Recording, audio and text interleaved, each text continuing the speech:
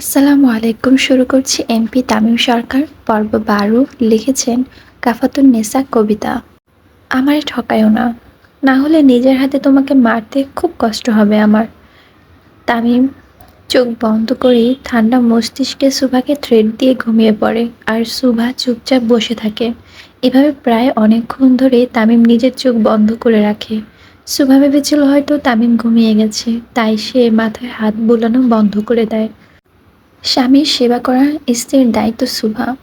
সুভা আমতা আমতা করে বলে, আমি ভেবেছি আপনি ঘুমিয়ে গেছেন। তামিম চোখ খুলে ঠোঁটের কিনারায় হাসি এনে সুভার দিকে তাকায়। স্বামী হিসেবে মানো তাহলে আমাকে। তামিমের কথায় সুভা কিছুটা লজ্জা বোধ করে আর অন্যদিকে মুখ ঘুরিয়ে নেয়। আসলেই তো, তামিম তো বলেছে স্বামীর সেবা করা স্ত্রীর দায়িত্ব। সে তো সুভাকে নিজের স্ত্রী বা সে সুভার স্বামী এমন কিছু তো বলেনি। নিজেই নিজের খামখেয়ালির জন্য মনে মনে খুব লজ্জা বোধ করে সুভা। কিভাবে তামিমের চোখে চোখ রাখবে বুঝতে পারে না। অবশ্য এর আগেও যে সুভা তামিমের চোখে চোখ রেখে কথা বলতো বিষয়টি এমন নয়, কিন্তু আজকের বিষয়টি সম্পূর্ণ আলাদা। সুভার লজ্জা পাওয়া দেখে তামিম মুডে চলে আসে। সুভার এই খুঁটিনাটি বিষয়গুলো তামিম খুব পছন্দ করে, তাই তার সমস্ত বিষয় খুব মনোযোগ সহকারে দেখে তামিম। সুভার মাথায় কয়টা চুল আছে হয়তো সেটাও তামিম বলে দিবে। তামিম সুভার হাত নিয়ে তার বুকে রাখে। তামিমের এমন কাণ্ডে হঠাৎ করেই তামিমের দিকে চোখ যায় সুভার। দুজনের চোখ একে অপরের দিকে পড়ে। মেয়ে মানুষ লজ্জা পেলে তার সৌন্দর্য আরো ৩ গুণ বেড়ে যায় সুভা। তামিম সুভার চোখে চোখ রেখে খুব আবেগ নিয়ে কথাটি বলে, কিন্তু রাতের বেলা মেয়েদের নির্লজ্জ হতে হয়, না হলে স্বামী আরেক বেডির কাছে যায়। তামিমের এমন লাগামহীন কথা শুনে সুভা অন্যদিকে মুখ ফিরিয়ে চোখ বন্ধ করে হালকা হেসে দেয়। সুভাকে হাসতে দেখে তামিম নির্দয় মনে প্রেমিক পুরুষ যেন মন খুলে বের হয়ে আসতে চায়। যাক, আলহামদুলিল্লাহ, আমার বউ সবই বুঝে। ন্যাকাবিহীন বাক প্রতিবন্ধা। সুভাকে বাক প্রতিবন্ধ বলায় সে ভোলার মতন মুখ করে ফেলে আর বোকাদের মতো বলে বসে, আমি বাক প্রতিবন্ধ। সুভার মুখে থেকে প্রথমবারের কোনো প্রশ্ন শুনতে পেরে তামিম একটু হলেও নরম হয়। তামিম সুভার কোল থেকে মাথা সরিয়ে উঠে বসে আর সুভার হাত ধরে টেনে তাকে নিজের কোলে বসায়। সারাদিনে ৪টাও তো কথা বলো না আমার সাথে, কিন্তু কিছু বললেই মুখ ফিরিয়ে অন্যদিকে তাকাও। ঘাড়ের রগে কি সমস্যা আছে? বারবার মুখ ফিরিয়ে নাও। তামিমের কথা শুনে সুভা আবার মুখ অন্যদিকে ফিরিয়ে দেয়। যেই লাও সেই কদু। তামিমের হঠাৎ করে সুভাকে টেনে নিজের কোলে বসানোর সুভার অস্বস্তির মাত্রা বেড়ে যায়। তামিমও খুব শক্ত করে সুভাকে ধরে, তারপর হঠাৎ করে সুভার পিঠে হাত দেয়। দেখি তোমার ঘাড়ের রগ আসলেই বেঁকা নাকি। সুভার চুল সরিয়ে তার গলার রগ দেখতে চায়, আর সুভা দু হাতে ঠেলেও তামিমকে সরাতে পারে না। আজকে তামিম সুভার গলার রগ দেখেই ছাড়বে, কিন্তু এতে করে যে তামিম সুভার নিজেদের অজান্তে এত কাছে চলে এসেছে তা তামিমও খেয়াল করেনি। জানালা দিয়ে খুব জোরে বাতাস এসে সুভার চুলগুলো তামিমের সারা মুখে উঠতে থাকে। তখন তামিমের ধ্যান ফিরে যে সে সুভার খুব কাছে চলে এসেছে। সুভার নিঃশ্বাস তামিমের মুখে পড়ে। শুকনো ঢোক গিলে তামিম যেভাবে কন্ট্রোললেস হয়ে মানুষ খুন করে, তামিম ঠিক সেভাবেই কন্ট্রোললেস হয়ে নিজেই সুভার ভালোবাসার বেড়াজালে খুন হয়ে যাচ্ছে তামিম। এত রাত অবধি মেয়ে মানুষ বাইরে থাকা ঠিক নয় সুভা, চলো বাড়ি চলো। তামিম উঠে সুভার হাত ধরে তাকে নিয়ে যেতে থাকে। তামিম রুম থেকে বের হতেই তার পঞ্চপাণ্ডবও সাথে সাথে বের হয়। তামিম খুব তাড়াতাড়ি সুভার হাত ধরে হেঁটে যেতে থাকে। বিষয়টি তার পঞ্চপাণ্ডবের নজরও আসে। ভাইরে এমনি নামতে দেখে আমার কিন্তু টেনশন লাগতেছে রে শালার ভাইরা। মাহিরের কথা শুনে সাকিব নিজের পকেট থেকে একটি বিড়ি বের করে তার সামনে দিয়ে বলে, যখনই থাকিবি টেনশনে মারবি টান ব্যানসনে। সাকিবের কথা শুনে বাকিরা হাসতে যেও পারল না। তামিম ভালো মুডে এসে আবার এমন তাড়াতাড়ি করে সুভার হাত ধরে নিয়ে যাচ্ছে, বিষয়টি খুব হালকাভাবে তারা নিতে পারে না। তামিম সরকার ভয় পাওয়ার মতো লোক নয়, কিন্তু আজকে সে একটু হলেও ঘামছে। এটা কি ভয় নাকি অন্য কিছু? তারা চুপচাপ তামিমের পিছু পিছু আসতে থাকে। তামিম সুভাকে গাড়িতে বসিয়ে দরজা লাগিয়ে দেয়। সুভাও চুপচাপ বসে পড়ে। যাক, এবার সে বাড়িতে যেতে পারবে। কিন্তু তামিমের এমন কাজে সুভা খুব রেগে যায়। কেন তামিম বারবার নিজের গণ্ডি পেরিয়ে সুভার কাছে আসতে চায়, এই বিষয়গুলো সুন্দর স্বাভাবিকভাবে নিতে পারে না সে। দরজা লাগানোর পর তামিম গাড়ির গেট ধরে দাঁড়িয়ে থাকে কিছুক্ষণ, আবার কিছু একটা মনে করে দরজা খুলে সুভার হাত ধরে তাকে নিয়ে খোলা গার্ডেনে নিয়ে যায়। তামিম যে আসলে কি চায় সেটা বোঝা কারো সাধ্য নেই। তামিম সুভাকে নিয়ে গার্ডেনে গেলেও বাকিরা যায় না। তামিম সুভার কাছাকাছি থাকলে তাদের দিকে কেউ ভুলবশত তাকায় না। তামিম সুভাকে নিজের সামনে দাঁড় করায়, সুভা মাথা নিচু করে রাখে, কিন্তু তার মুখ কিছুটা যে গম্ভীর সেটা তাকে দেখলেই বোঝা যাচ্ছে। মেয়ে মানুষ সম্মানের জাত সুভা, তাদের সম্মান দিয়ে রাখা উচিত। বিয়ের আগে আমি এমন কিছু করব না যেটা দ্বারা তোমার অসম্মান হয়। সুভা খুব অবাক দৃষ্টিতে তাকিয়ে থাকে তামিমের দিকে। তামিমের মুখে এমন কথা শুনেও কিছুটা অবাক করার মতো। আমি চাইলে তোমাকে কাছে পাওয়ার কোনো ব্যাপারই না সুভা। এতদিনে তোমার সারা শরীরে আমার কামড়ের দাগ থাকতো। মাঝে মাঝে তামিমের কথা শুনে সুভার মনে হয় পৃথিবীর শ্রেষ্ঠ শুদ্ধতম পুরুষ তামিম, কিন্তু তার কাজগুলো দেখলে সুভার এই চিন্তা পরিবর্তন হতে 2 সেকেন্ডও সময় লাগে না। তামিম সুভার দুজনেই চুপচাপ একে অপরের দিকে তাকিয়ে থাকে। না তাদের মুখে কোনো হাসি আছে, না তাদের মুখে কোনো কিছু চিন্তার ছাপ আছে। এই যেন এক নিদারুণ চাহনি তাদের। বাড়ি যাও সুভা, আমি বেশিক্ষণ নিজেকে কন্ট্রোল করতে পারবো না। সুভা চুপচাপ চলে যেতে থাকে গাড়ির কাছে। কিছু দূর যাওয়ার পর তামিম আবার সুভাকে জোরে ডাকে, এই সুভা। তামিমের ডাক শুনে পিছনে ফিরে তাকায় সুভা। কিছু না, বাড়ি যাও। সুভা খুব জোরে হেঁটে হেঁটে যেতে থাকে, আর তামিম এক দৃষ্টিতে তাকিয়ে থাকে সুভার চলে যাওয়ার দিকে। সুভা গাড়ি চলে যাওয়ার পর তামিম গার্ডেনে ঘাসে শুয়ে পড়ে। তামিমকে ঘাসের উপর শুয়ে পড়তে দেখে তার পঞ্চপাণ্ডবরাও এসে চারপাশে শুয়ে পড়ে তাকে ঘিরে। এই প্রেম যে করে সে জানে। হুম, কি জাদু করলি সুভারে। তামিম খুব জোরে জোরে গান গেয়ে সুভার নাম নিয়ে তলব করতে থাকে। তামিমের এমন প্রেমিক পুরুষ দিকটা তার পঞ্চপাণ্ডবের কাছে খুবই নতুন। রক্ত নিয়ে খেলা তামিম সরকার আজকে একটা মেয়ের জন্য প্রলাপ বকছে। নয়া নয়া প্রেমে এমনই হয়। সাকিবের কথা শুনে তামিম আকাশের দিকে তাকিয়ে বাকিদের উদ্দেশ্যে বলে, এই শালারে চুবা পানিতে। তামিমের নির্দেশ শুনে বাকিরা তাড়াতাড়ি করে উঠে সাকিবের হাত পা ধরে তাকে চ্যান ডলা করে সুইমিং পুলে ফেলে দেয়। তারপর তামিমে সে নিজেও পুলে নেমে পড়ে। তামিমকে নামতে দেখে বাকিরাও নেমে পড়ে। প্রেম মানুষের এই রাতের বেলা পানিতেও ফেলায় দেয়। সাকিব আবার নিজের মুখ ফুসকে কথা বলার জন্য তামিমের টার্গেটে চলে আসে। তোর এক্ষুনি আমি ড্রেনে চুবামু শালা। ভাই আমরা ওরে ধরতাছি। বাকি চারজন সাকিবকে ধরার জন্য গোল হয়ে তার কাছে যেতে থাকে। ভাবের কসম ভাই, আমারে মাফ কইরা দেন। সুভার কসম শুনে তামিম হাত দিয়ে ইশারা করে বাকিদের থামতে বলে। শালা বহুত বজ্জাত আসস তো তুই। এভাবে তামিম এবং তার পঞ্চপাণ্ডব পানিতে ডুবে থাকে। তামিম নিজের থেকেও বেশি আর এই 5 জন সঙ্গীকে ভালোবাসে। তাদের কিছু বলা আর তামিমের সাথে পাঙ্গা নেওয়া একই কথা। অবশ্য এই আরশি নগর বা পুরো দেশে তামিমের সঙ্গে পাঙ্গা নেওয়ার মতন লোক এখনো জন্মই হয়নি। মাঝে মাঝে মনে হয় আপনি পৃথিবীর শ্রেষ্ঠ পুরুষ তামিম, কিন্তু পরপরই আপনার হাতের দিকে তাকালে আমি রক্ত ছাড়া কিছুই দেখতে পাই না। কিভাবে ভালোবাসবো আপনাকে তামিম। সুভাষ সারা রাস্তা নিজের মনের সাথে লড়াই করতে থাকে। ভালোবাসা পবিত্র জিনিস, ভালোবাসা হয় মন থেকে, কিন্তু যেই ভালোবাসায় ভয় থাকে সেটা কি আদৌ কোনো ভালোবাসা? এমন ভালোবাসা তো কেউ চায় না। ছোটবেলা থেকে আরশনগরের দুটো বিখ্যাত জিনিসের সাথে পরিচিত সুভা। শুধু সুভা নয়, দেশের প্রায় সকল মানুষেরই পরিচিত। এক, সরকারি বাড়ি, যেখানে দেশে প্রধানমন্ত্রী তানভীর সরকারের বসবাস। যদিও প্রধানমন্ত্রীর গণভবন ছাড়াও কোথাও থাকে না, কিন্তু তানভীর সরকার ছিল নিজের বাসভবন। কারণ একজন মন্ত্রী চাইলেই নিজের বাসভবনে থাকতে পারেন, কিন্তু তার জন্য প্রযোজ্য ভিআইপি নিরাপত্তা যেটা তানভীর সরকারের ছিল। তাই আরশনগরের সবাই পরিচিত এই সরকারের বাড়ির সাথে।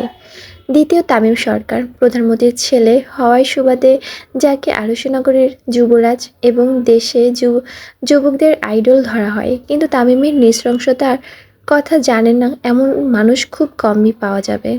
কিন্তু কথায় আছে, যেখানে টাকা সবচেয়ে চলে সেখানে আইন কালো কাপড় পরিধান করে চলে, বিষয়টি ঠিক তাই। সুভার বয়স থেকে বেশি মানুষ জীবন নিয়েছে তামিম, যেটা সুভাও অজানা নয়।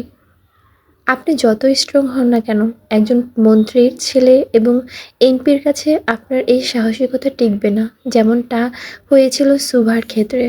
তামিমের নৃশংসতার কথা সুভা সেদিন শুনে যেদিন পুরো দেশে খবর চলে মন্ত্রীর ছেলে এমপি হয়েছে, অবশ্য একজন প্রাপ্তবয়স্ক যার বয়স 25-এর ঊর্ধ্বে, সে মন্ত্রীর ছেলে হলেও এমপি হতে পারবে, এটা বড় কথা নয়। বড় কথা ছিল যেদিন নিউজে তামিমের বিরোধী দলের একটি পুরো দলের মানুষের লাশ বুড়িগঙ্গায় পাওয়া যায়, তদন্ত চলে, মামলাও হয়, কিন্তু দিন শেষে ফলাফল শূন্য। তাদের মারার অভিযোগে ধরে পড়ে একজন, কিন্তু সে যে আসল অপরাধী নয় সেটা বুঝতে কারো অসুবিধা হয় না। আরুষিনগরের ছোট থেকে বড় প্রায় সকলে তামিমকে ভয় পায়।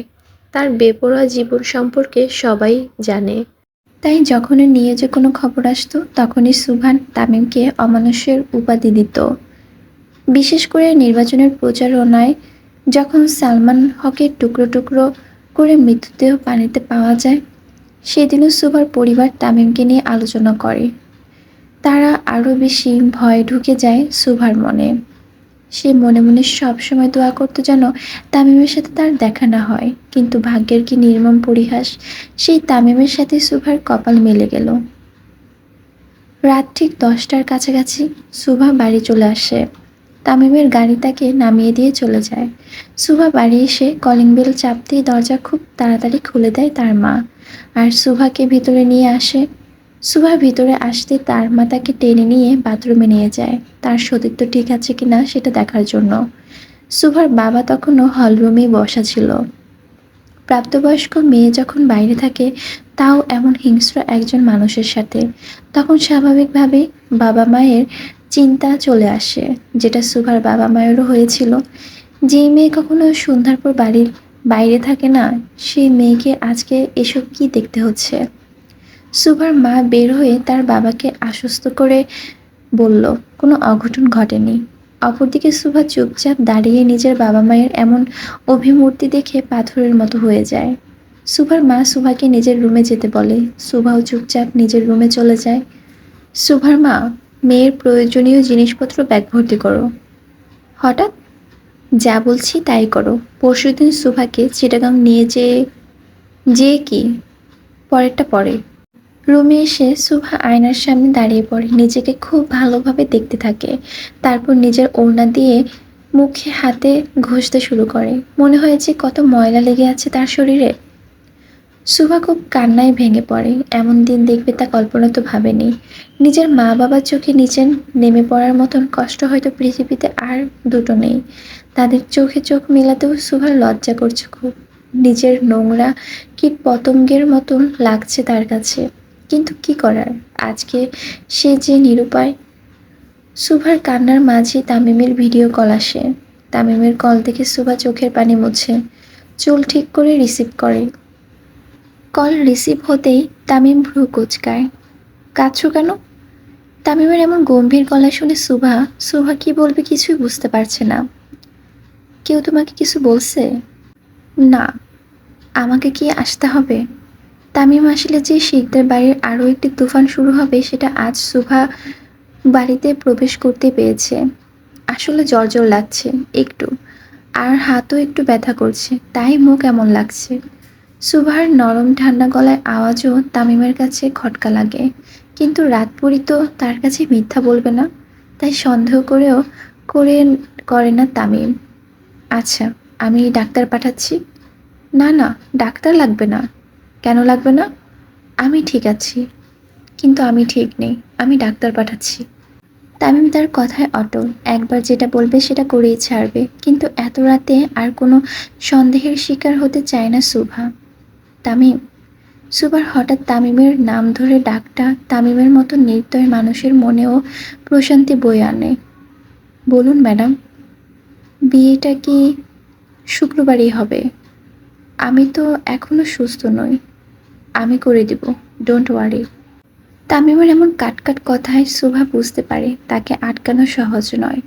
ঝড় তুফান আসলেও তামিম তার কথায় অটল, কিন্তু সুভা তো কিছুতেই মানতে পারবে না এই বিয়েটা। সুভাকে চুপ থাকতে দেখে তামিম বুঝতে পারে সে কিছু বলতে চায়। কিছু বলবা রাতপুরি? সুভা মাথা নেড়ে নাও। তামিমও আর সুভাকে ঘাটায় না। সে ফোন রেখে দেয়। 3জন লেডি ডাক্তারকে সুভার বাসায় পাঠাতে বলে, আর নিজে সুভার ছবিগুলো স্ক্রল করতে থাকে। তামিমের এখন প্রধান কাজ হলো একটু পরপর সুভার ছবি দেখা।